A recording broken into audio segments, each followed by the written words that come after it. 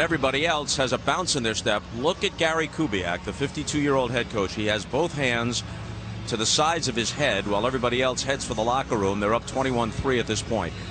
In retrospect, you could tell he was in distress at that point. Now as he tries to leave the field, he's going to collapse, go to his knees.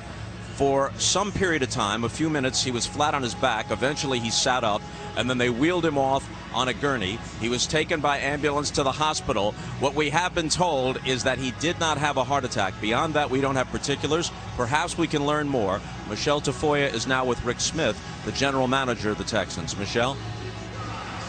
Well, Rick, a very, very difficult night for this organization. What can you tell us about the condition of Coach Kubiak at this point? Well, as I think your cameras captured, he had an episode at the end of the first half where he was lightheaded and dizzy, and so we took him to one of the local hospitals.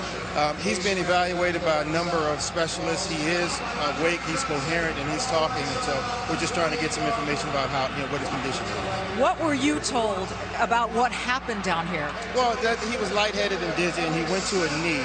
And then they laid him on the ground to make sure that his vital signs are stable, so he is stable. And so that's basically what happened. And for precautionary reasons, of course, we wanted to get him to the hospital to get him evaluated. So knowing what you know right now and based on that information, how does the organization move forward? Well, we have to assess, Michelle. Obviously, there's a lot of information to be gathered at this point, so I don't want to speculate on anything at this point. Hopefully, Gary will be back with us tomorrow, and that's how we move forward. So that is a potential that he could be back and with you tomorrow. Oh, absolutely. Rick, thank you so much. Thank you. Bob? All right, Michelle, thanks very much. Based on all the concern, which was understandably felt while he was lying there on the field, we'd have to say that this is a very favorable report, all things considered, that we just heard from Rick Smith. Let's bring in Tony Dungy right now. Tony, on any other night, we'd be talking about Case Keenum, who had a great first half, and Andrew Luck, who had a great second half. But the biggest story was obviously Gary Kubiak leaving the Texans at halftime. What effect would you say that had on the team in the second half?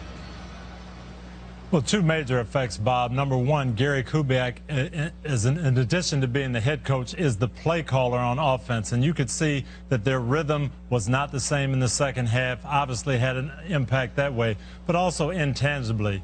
Players go in the locker room at halftime, your coach is not there, nobody's sure of what his condition is. I have to think that had an effect on those Houston Texan players in the second half. They didn't quite play their game as they did in the first half, as you mentioned. Plus, Tony, talk about a dramatic change of atmosphere. Here's a team that had been struggling, and they're up against a very good team, 21-3. You've got Case Keenum coming out of nowhere, seemingly, to become an almost